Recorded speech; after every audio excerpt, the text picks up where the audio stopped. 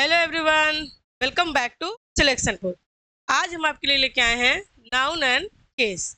ठीक है, जब हम लोग नाउन की शुरुआत की थी तो हम लोगों ने 3 हेडिंग डाला था, noun and number, noun and case and noun and gender. Today we will study noun and case. Okay, चलिए हम लोग जो है चीज़ों की शुरुआत करते हैं और बहुत ही डिटेल्स में चीज़ों को पढ़ते हैं।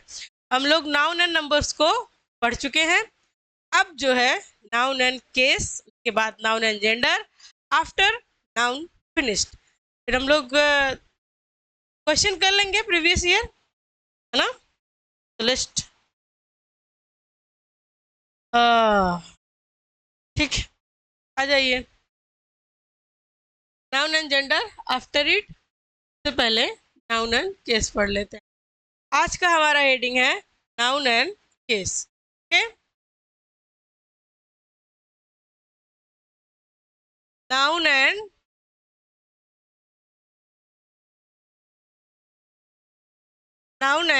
केस। ओके, आज हम लोग पढ़ेंगे कितने टाइप्स के नाउन केस होते हैं, है ना। Noun has 4 noun and case, है ना। 4 प्रकार के केस होते हैं। पहला सब्जेक्टिव केस, दूसरा ऑब्जेक्टिव केस, तीसरा नेगेटिव केस, चौथा पॉजिटिव केस। जिसमें से आपका, आइए हम एक एक करके देखते हैं। सबसे पहला नॉमिनेटिव केस या सब्जेक्टिव केस, है ना। नॉमिनेटिव केस या सब्जेक्टिव केस, जिसमें हम क्या करते हैं, when a noun is used as the subject. जब नाउन सब्जेक्ट की तरह यूज होता है तो हम उसको सब्जेक्टिव केस कहते हैं। जैसे she is going to, okay, she is going to market. If I will ask to you कि इसमें सब्जेक्टिव केस कौन सा है, तो आप कहेंगे कि मैम यहाँ पे सब्जेक्ट की तरह यूज जो है, यहाँ पे जो सब्जेक्ट की तरह यूज हो रहा है उसी को हम सब्जेक्टिव केस कहते हैं। और सब्जेक्ट की तरह यूज क्या हो रहा है, सी। तो सी जो है वो आपका सब्जेक्टिव केस हो जाएगा। ठीक है, सी आपका सब्जेक्टिव केस हो जाएगा। ओके, अब आइए देखते हैं अगला। जैसे देखिए, मोहन डिड द वर्क। अगर हम आपसे इसमें पूछे कि बताइए आपका सब्जेक्टिव केस कौन सा है, तो आप मुझे क्या बताएंगे, मोहन। क्योंकि एज ए सब्जेक्ट हम मोहन यूज कर रहे हैं ना, एज ए सब्जेक्ट हम मोहन यूज कर रहे हैं, तो यानी हमारा जो सब्जेक्टिव केस है वो क्या हो जाएगा, मोहन। ठीक है, अगर हम इस सेंटेंस में पूछे कि हमारा सब्जेक्टिव केस कौन सा है, so honesty is the best policy. Honesty is the best policy. तो अब बताइए, आपको पता है ना, अगर नहीं पता है जिसको, तो एक बहुत ही मतलब स्ट्रक्चर है, हम लोग हमेशा से बचपन से उसको पढ़ते आए हैं। कैसे लिखते हैं, सब्जेक्ट लिखते हैं, फिर वर्ब लिखते हैं, फिर ऑब्जेक्ट लिखते हैं। I want to say that कि अगर वर्ब के राइट साइड, है ना, वर्ब के अगर ऐसे खड़े हो जाए तो राइट साइड, करेक्ट। वर्ब के राइट साइड सब्जेक्ट होता है और वर्ब के लेफ्ट साइड ऑब्जेक्ट होता है। तो अब इसमें अगर आपको कंफ्यूजन है कि सब्जेक्ट कौन सा होगा, तो हम देखेंगे वर्ब, वर्ब के राइट साइड वाला वर्ड हमारा सब्जेक्ट आएगा। तो ये हो गया, ऑनेस्टी जो है ये क्या है, सब्जेक्टिव केस है। ठीक है, अगला देखिए, अगला क्या है, अगला है आपका ऑब्जेक्टिव केस ना। अगला है आपका ऑब्जेक्टिव केस, जिसमें क्या होता है, when a noun is used as the object it is said to be objective case, है ना। जब हम नाउन को ऑब्जेक्ट की तरह यूज करते हैं, इसे हम क्या कहते हैं, ऑब्जेक्टिव केस कहते हैं। जब हम नाउन को ऑब्जेक्ट की तरह यूज करते हैं उसे हम ऑब्जेक्टिव केस कहते हैं। एक बार रिपीट कर लेते हैं। जब हम नाउन को सब्जेक्ट की तरह यूज करते हैं तो सब्जेक्टिव केस कहते हैं। जब हम नाउन को ऑब्जेक्ट की तरह यूज करते हैं उसे ऑब्जेक्टिव केस कहते हैं। क्या यहाँ से एरर आता है? इफ यू विल आस्क कि क्या यहाँ से एरर आता है, then I will say no. I क्या है? आई आपका सब्जेक्टिव केस है। अब वही सेम यहाँ पे बनाइए, वर्ब बनाइए। वर्ब के राइट साइड सब्जेक्ट, वर्ब के लेफ्ट साइड ऑब्जेक्ट। तो वर्ब हेल्प्ड है, हेल्प के राइट साइड आई यानी सब्जेक्ट, हेल्प के लेफ्ट साइड प्रिया यानी दिस इज आवर ऑब्जेक्ट, है ना। ये अपना ऑब्जेक्ट है। तो यानी जहां भी नाउन ऑब्जेक्ट की तरह यूज हो we can say this is objective case. If you will ask क्या यहाँ से क्वेश्चन आता है, then I will say no. कभी भी एक सेंटेंस देके एग्जामिनर ये नहीं पूछेगा कि बताओ इसमें कौन सा सब्जेक्टिव केस है, इसमें कौन सा ऑब्जेक्टिव केस है। हाँ, अगर आप टेट वगैरह की तैयारी कर रहे हैं तो मे बी इसमें पूछा जा सकता, मे बी, है ना।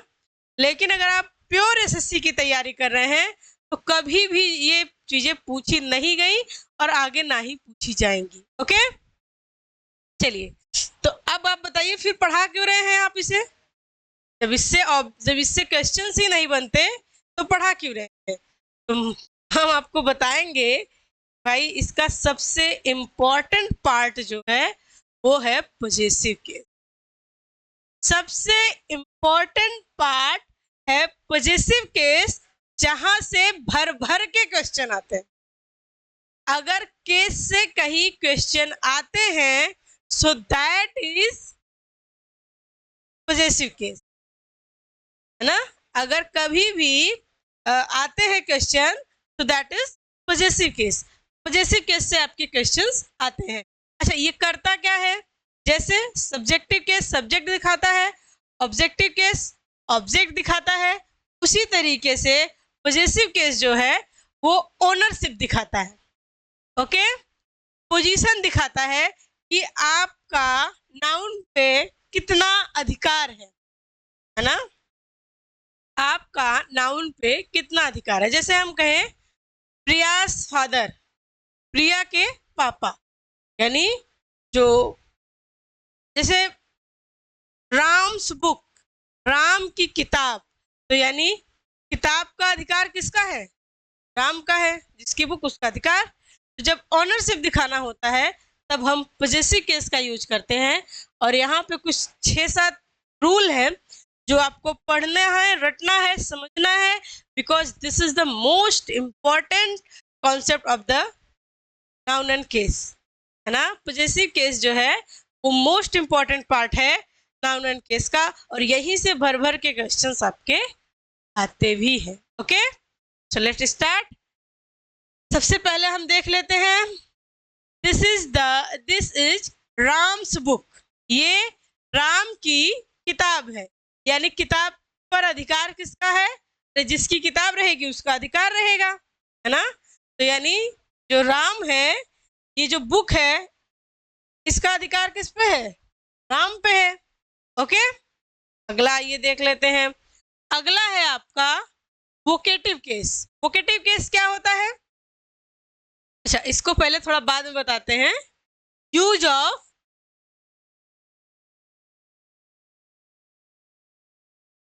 ठीक कोई इशू नहीं। जैसे ये पॉजेसिव केस जो होता है ना, उसी में एपोस्ट्रोफी रहता है जहां से भर भर के क्वेश्चंस आते हैं। तो सबसे पहले पूरा केस पढ़ के फिर हम यूज ऑफ एपोस्ट्रोफी पे आ जाते हैं, जहां से क्वेश्चंस आने के चांसेस ज्यादा होते हैं। ओके, तो सबसे पहले देख लीजिए वोकेटिव केस।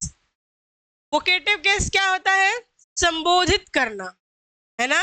जैसे मैंने कहा कम हेयर राम, मैंने ऑर्डर दिया या रिक्वेस्ट की होगी।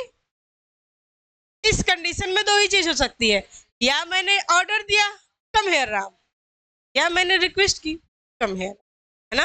अब वो बोलने के ऊपर डिपेंड है, अगर प्लीज लगा होता तो ऑर्डर हम रिक्वेस्ट हम मान लेते, बट प्लीज नहीं लगा है तो हम ऑर्डर मान करके ही चलते हैं।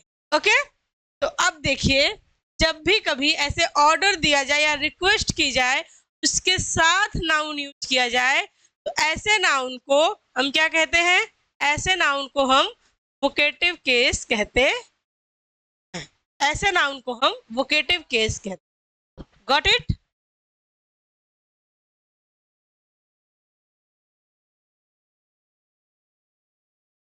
चलिए, use of apostrophe, use of apostrophe, है ना।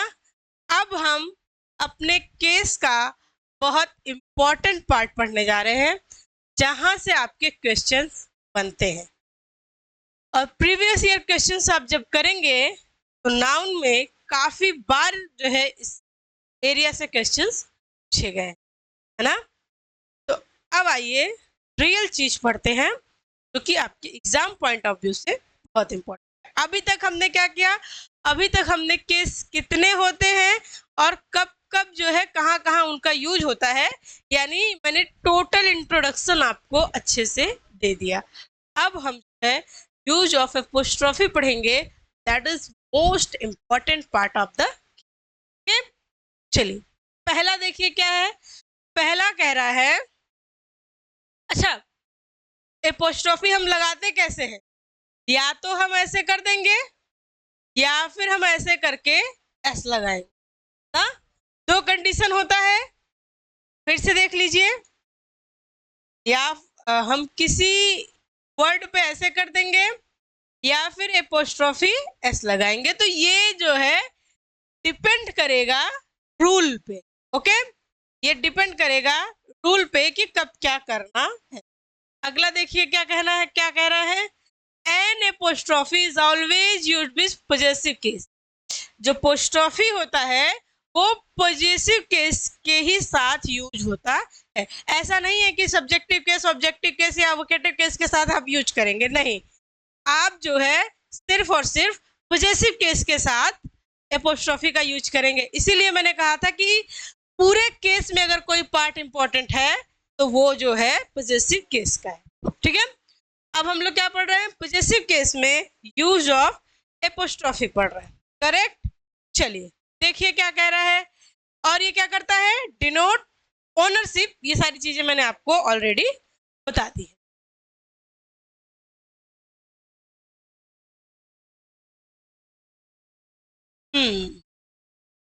some important points used to apostrophe with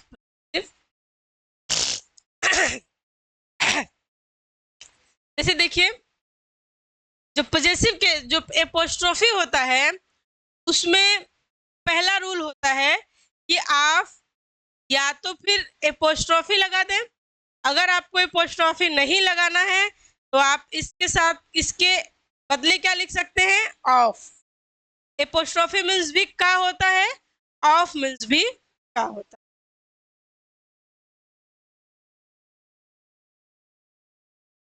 apostrophe means भी का होता है, ऑफ मीन्स भी का होता है। तो जैसे देखिए, the drama of Shakespeare are very interesting.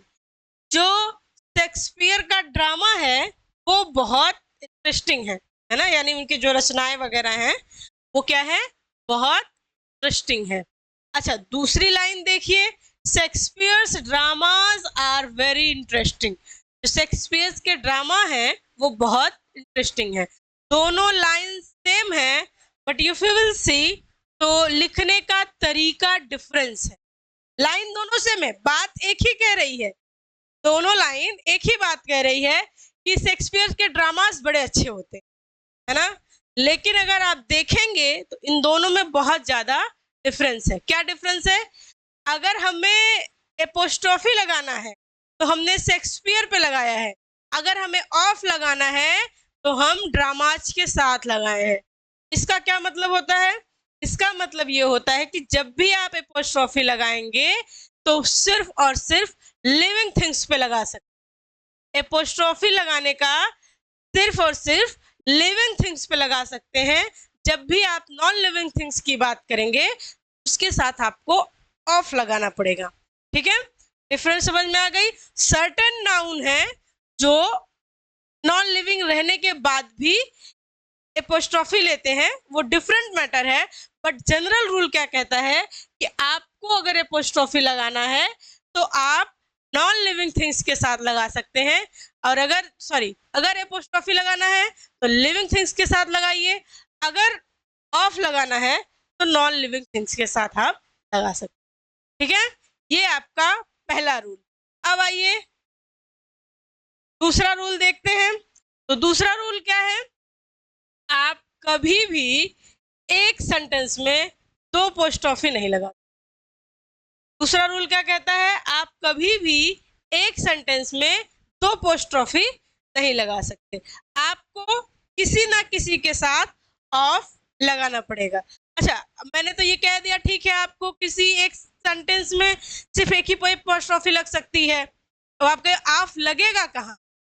अब आप मुझे बताइए, इस क्वेश्चंस को पढ़िए, फिर आप खुद ही डिसाइड करिए कि ऑफ लगाना कहाँ चाहिए। जैसे देखिए, Ram's uncle's friend, Ram's uncle's friend, ये जो फ्रेंड है वो राम के चाचा के दोस्त है ना। ये जो फ्रेंड है ये राम के चाचा के दोस्त है। अगर हमें एक को लगाना है तो हम क्या कर देंगे, friend of Ram's uncle, friend of Ram's uncle. कैसे, क्यों? आप इसका हिंदी पढ़िए, राम के चाचा के दोस्त ना, और अब इसकी हिंदी पढ़िए, friend of Ram's uncle, Ram के चाचा के दोस्त।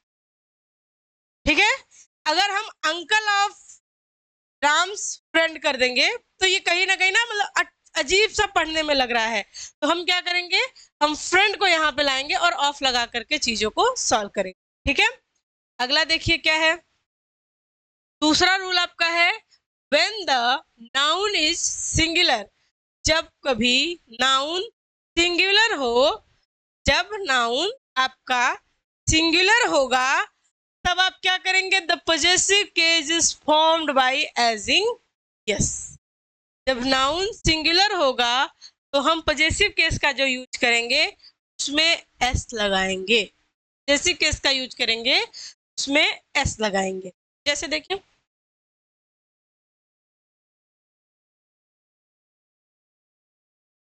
जैसे अगर हमें कहना है राम,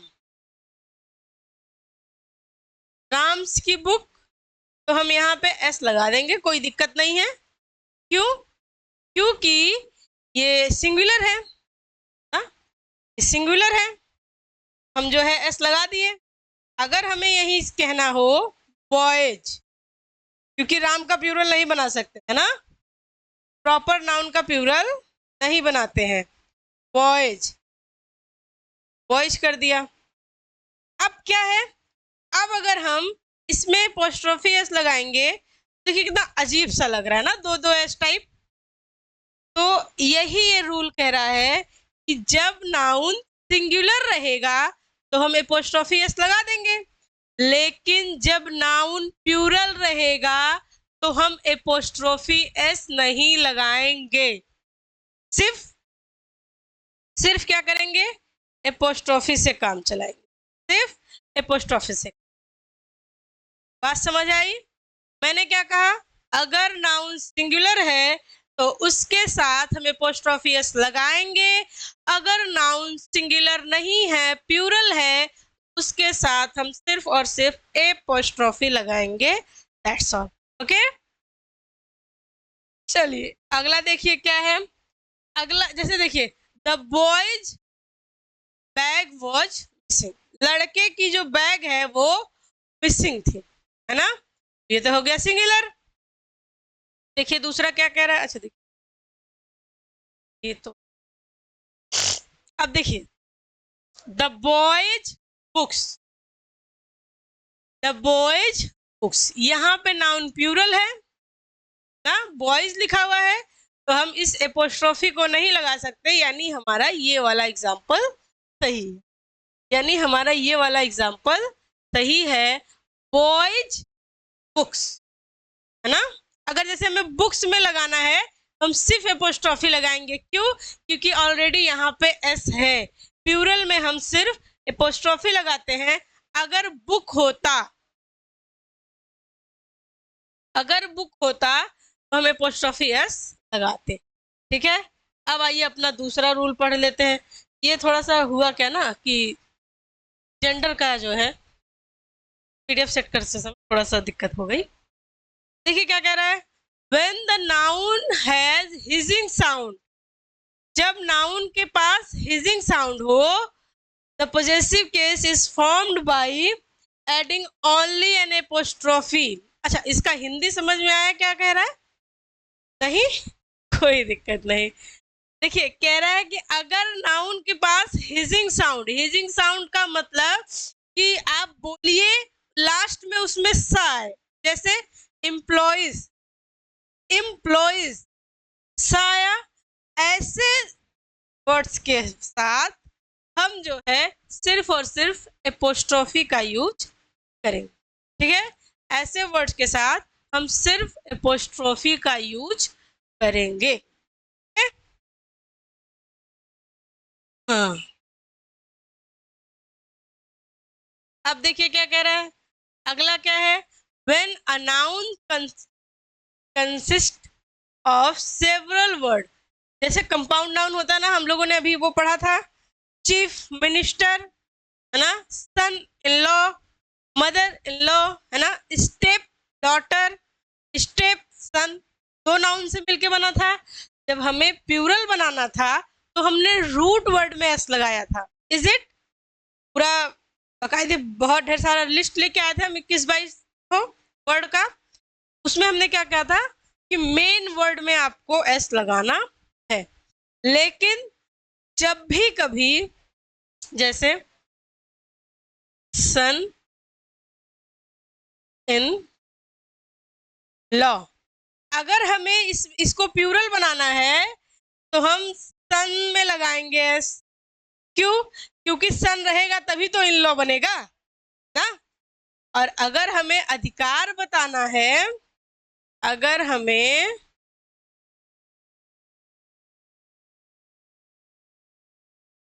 अधिकार बताना है तो हम क्या करेंगे, हम सन इन लॉज करेंगे ना, सन इन लॉज करेंगे। यही कह रहा है कि एपोस्ट्रोफी साइन और या जैसे साइन जो होता है एडेड टू लास्ट, जो साइन होगा वो लास्ट वर्ड में ऐड होगा। ऐड जो होगा वो लास्ट वर्ड में ऐड होगा। ठीक भाई, आगे चलिए। अब देखिए जैसे ये है, the government of India's policy, the government policy of India policy. देखिए क्या कह रहा है, the government of India's policy या the governments of India's policy, तो कौन सा सही हो जाएगा? जो पॉलिसी है वो भारत के गवर्नमेंट की है ना, जो पॉलिसी है वो भारत के गवर्नमेंट की है। किसकी पॉलिसी है? भारत के गवर्नमेंट की। अगर भारत के साथ के निकल रहा है तो हम गवर्नमेंट के साथ एस क्यों लगाएंगे, इसके साथ लगाएंगे। ठीक है, अगला देखिए,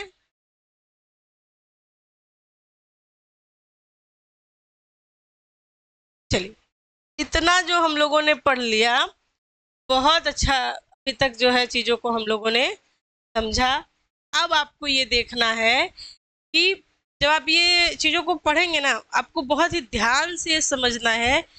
अगर देखिए ये वाला है, Ram and Shyam wife, two और more noun joined by and, जब कभी नाउन एंड से ज्वाइंड हो जाए imply separate position must take separate possessive sign और कह रहा है कि अगर कभी भी दो नाउन एंड से, जैसे राम एंड श्याम, राम और श्याम, यहाँ पे हम क्या कहेंगे, यहाँ पे हम कहेंगे राम और श्याम की पत्नियां, हाँ, राम एंड श्याम की पत्नी। तो राम की अलग पत्नी होगी, श्याम की अलग पत्नी होगी, हाँ। तो हम क्या करेंगे, देखिए, हमें रटना नहीं है किसी चीज को, हमें समझना है कि जब हम पढ़े राम और श्याम की पत्नी, ऐसा तो है नहीं कि राम और श्याम की पत्नी एक ही हो, कभी नहीं ना। तो यानी राम और श्याम की पत्नी अगर एक नहीं होगी तो दो वाइफ्स होगी, राम की होगी एक श्याम की होगी। तो यहाँ ठीक है, राम की वाइफ श्याम की वाइफ।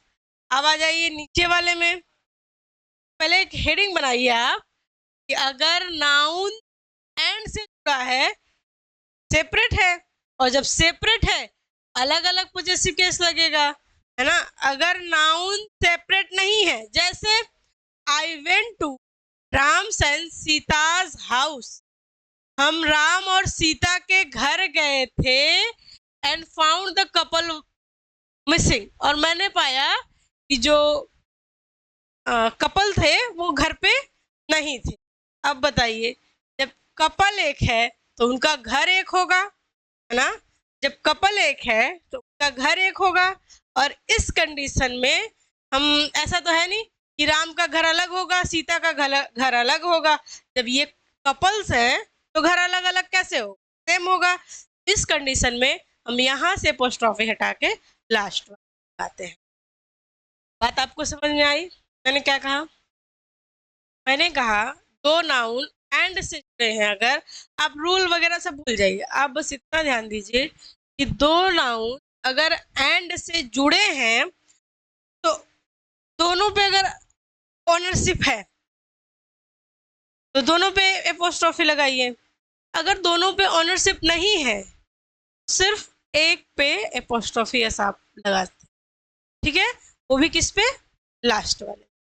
ओके, अगला देखिए, एक और रूल है आपका, और ये लास्ट रूल है। इसके बाद आपका जो है नाउन का केस जो है वो खत्म हो जाएगा। Generally apostrophe S is not used with living things. जो एपोस्ट्रोफी एस है वो लिविंग थिंग्स के साथ जनरली नहीं यूज होता है ना। जो लिविंग थिंग्स के साथ हम एपोस्ट्रोफी का यूज जनरली नहीं करते हैं, तो हम उसके साथ क्या करते हैं, उसके साथ ऑफ का यूज करते हैं। केस की शुरुआत में ही मैंने आपको चीजें बताई कि उसके साथ हम ऑफ का यूज करते हैं ना। जैसे देखिए, the tables leg were broken by the mob. Mob यानी क्या होती है, उग्र भीड़। जब उग्र भीड़ का ग्रुप होता है तो हम मॉब कहते हैं, है ना। जैसे लोग इकट्ठा होते हैं तो हम क्राउड कहते हैं, लेकिन जब वो हिंसा के लिए इकट्ठा होते हैं उसे हम मॉब कहते हैं, ठीक है। ये कलेक्टिव नाउन में कई बार आपसे पूछा गया है मॉब, ठीक है। देखिए क्या है, the tables leg, table uncountable noun है, यहाँ पे क्या है, टेबल अनकाउंटेबल नाउन है, इसलिए हम यहाँ पे टेबल्स नहीं कर सकते, यहाँ पे टेबल्स नहीं कर सकते। हमें क्या कहना होगा, the leg of table, the legs of table. क्या कहेंगे, द लेग्स ऑफ टेबल। क्यों, क्योंकि हम लिविंग थिंग्स में एपोस्ट्रोफी लगाते हैं, नॉन लिविंग थिंग्स में एपोस्ट्रोफी नहीं लगा, ठीक है। नॉन लिविंग थिंग्स में हम एपोस्ट्रोफी नहीं लगाते। Okay, the fans blade was destroy, fans blade was destroy, ये तो गलत है क्योंकि नॉन लिविंग थिंग्स लगा हुआ है ना। ये गलत है क्योंकि नॉन लिविंग थिंग्स में हम एपोस्ट्रोफी नहीं लगा सकते। तो हम क्या करेंगे, the blades of fans, the blades of fans. Okay, क्या हो जाएगा, द